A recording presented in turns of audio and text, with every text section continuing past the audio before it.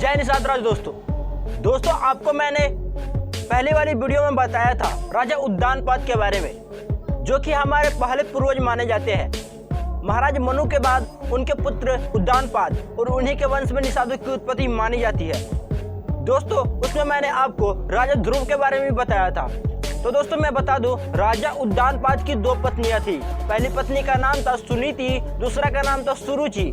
माता सुनीति जो थी उनके वंश में निषादों की उत्पत्ति हुई। माता सुनीति बड़ी रानी थी और सुरुचि छोटी रानी।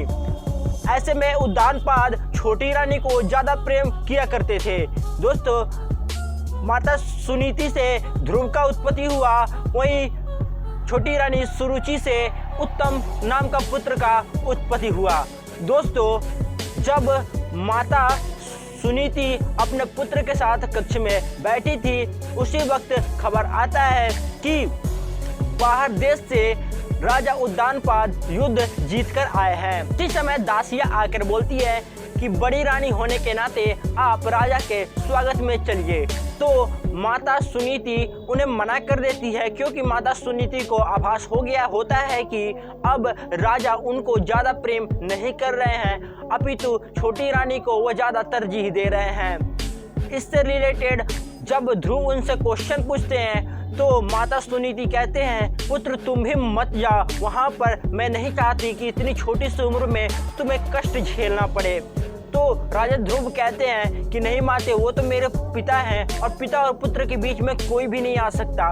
जब राजा ध्रुव अपने पिता से मिलने के लिए उनके कक्ष में जाते हैं तो वहाँ पर उनके सैनिक वहाँ पर रोक लेते हैं और बोलते हैं कि राजा ने अंदर किसी को आने से मना किया है। तो राजकुमार ध्रुव कहते हैं कि अगर तुम मुझे अंदर नहीं जाने दोगे तो मैं तुम्हें दंड दूंगा, और अगर तुम जाने दोगे तो जो राजा तुम्हें दंड देंगे उससे मैं तुम्हारी रक्षा करूंगा, पर मैं जो दंड दूंगा उससे तुम्हारी कोई रक्षा नहीं कर पाएगा।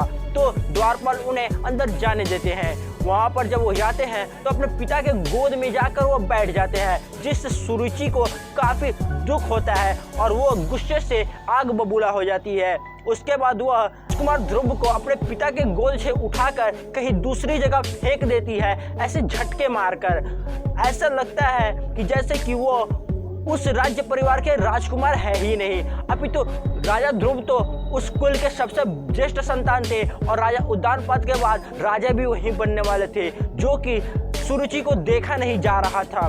और राजा को सुरुचि कहती है कि यहाँ पर इस ध्रुव का स्थान नहीं, अपितु मेरे पुत्र उत्तम का स्थान है, और आपके मृत्यु के बाद मेरा पुत्र उत्तम ही इस राजगद्दी का अधिकारी हो, इसलिए इस बालक को आप अपने से दूर ही रखें तो ही अच्छा होगा।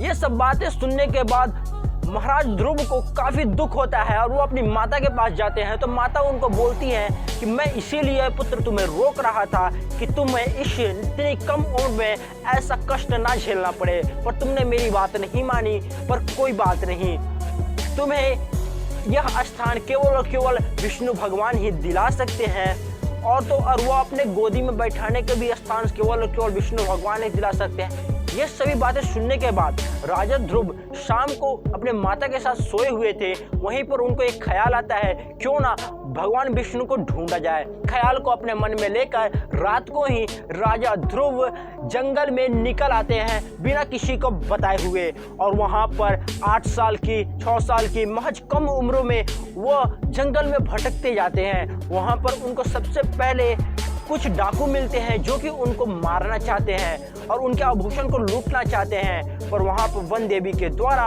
उनकी रक्षा कर ली जाती है और उनको बचा लिया जाता है डाकुओं से। और उसके बाद उनकी भेंट नारद मुनि से होती है। नारद मुनि उन्हें एक मंत्र देते हैं और बोलते हैं कि जाइए ध्रुव, आप जंगल में जाकर घोर तपस्या करिए और इस मंत्र को आप निरंतर रटते रहिएगा, थोड़ा भी लय टूटना नहीं चाहिए। अगर ये बातें आप फॉलो करते हैं और ऐसा तपस्या अगर आप करते हैं तो स्वयं भगवान विष्णु आपको दर्शन देंगे। ये बातें सुनने के बाद ध्रुव जंगल की ओर प्रस्थान करते हैं और जंगल में वो सैकड़ों सालों की कड़ी तपस्या करने के बाद भगवान विष्णु उन पर प्रसन्न होते हैं और उनको आकर दर्शन देते हैं। इस प्रकार भगवान विष्णु के परम भक्तों में श्रेष्ठ राजा ध्रुव राजा बनते हैं और भगवान विष्णु के द्वारा उनको राज सिंहासन प्रदान किया जाता है क्योंकि उद्दानपाद के ज्येष्ठ पुत्र थे, इसलिए वह बाद में राजा बनते हैं। दोस्तों, इन्हीं राजा ध्रुव के वंश में आगे चल के महाप्रतापी और महाशक्तिशाली और धर्म कर्म से संपूर्ण राजा अंग हुए। और राजा अंग की विवाह जो हुआ था वो यमराज की मानस पुत्री, जो उनकी इकलौती पुत्री थी, माता सुनीता से हुआ था। और माता सुनीता और राजा अंग के ही पुत्र हुए थे राजा वेन, जो कि भगवत परायण नहीं थे। वो विष्णु भगवान को नहीं मानते थे, यह कर्माधिकार नहीं करते थे, इसलिए उनको ऋषियों द्वारा श्राप द्वारा मार दिया गया। और उन्हीं से जो उत्पन्न पुरुष हुआ वो सबसे पहला निषाद हुआ, जो कि महान ध्रुव के वंश में जन्म लिया। और उसी कुल में राजा पृथु हुए, जिनके नाम पर इस पृथ्वी का नाम पृथ्वी पड़ा। दोस्तों, आप एक विशाल कुल से संबंधित है, जिसमें राजा ध्रुव जैसे महान भक्त हुए, राजा अंग जैसे महान प्रतापी हुए, धरती के प्रथम राजाओं में से एक उद्दानपाद हुए। ऐसे महान राजाओं के वंश में आपकी उत्पत्ति हुई है। यह गर्व की बात है और यह बातें आपको जानकर अपने आप पर गर्व करना चाहिए, अपने पूर्वजों के बारे में जानना चाहिए। हमें केवल यहाँ तक सीमित नहीं रहना चाहिए, हमें प्राचीन काल के इतिहासों को भी जानना चाहिए। इसलिए मैं आपको प्राचीन काल के सभी महापुरुषों के, सभी वीर पूर्वजों के बारे में बताने की चेष्टा कर रहा हूँ, कोशिश कर रहा हूँ कि आपको इन सभी के बारे में पता चले। आप अपने पूर्वजों पर गर्व करें, ना कि केवल निषाद के बाद के जो हमारे वंशज हुए उन पर गर्व करना चाहिए, पर उनसे पहले जो उनके पूर्वज थे उन पर गर्व करना सबसे ज़्यादा हमें जरूरी है। दोस्तों, महाराज ध्रुव एक ऐसे व्यक्ति थे जिनका कथा आज सभी संतगण, सभी ऋषि मुनि गाते हैं। दोस्तों, ऐसे भक्तपरायण राजा के कुल में जन्म लेना, ऐसे भक्तपरायण राजा, ऐसे वीर पुरुष के कुल में उत्पन्न होना एक गर्व की बात मानी जाती है। दोस्तों, इसी कुल में निषादों की उत्पत्ति हुई और निषादों के वंशज आज हम हैं। हमें अपने पूर्वजों पर गर्व करना चाहिए। दोस्तों, राजा ध्रुव के बारे में जो भी मैंने बात बताई वो सभी धर्म ग्रंथों से रिलेटेड है, धर्म ग्रंथों में इनकी काफी जिक्र है। तो निषादों के बारे में आपको जितना भी बताया गया है वो निषाद के बाद का बात है। मैं निषादों के पहले की बात बता रहा हूं कि निषादों के पूर्वज कौन थे। दोस्तों, निषाद समाज से रिलेटेड सभी प्रकार के इतिहास में इस चैनल पर आपको बता रहा हूं। ये वीडियो कैसा लगा और राजा ध्रुव की जय आप कमेंट सेक्शन में जरूर लिखिएगा, और वीडियो कैसा लगा आप जरूर बताइएगा। दोस्तों, निषाद वंश से संबंधित इतिहास वाले वीडियो के लिए चैनल को सब्सक्राइब जरूर कीजिएगा।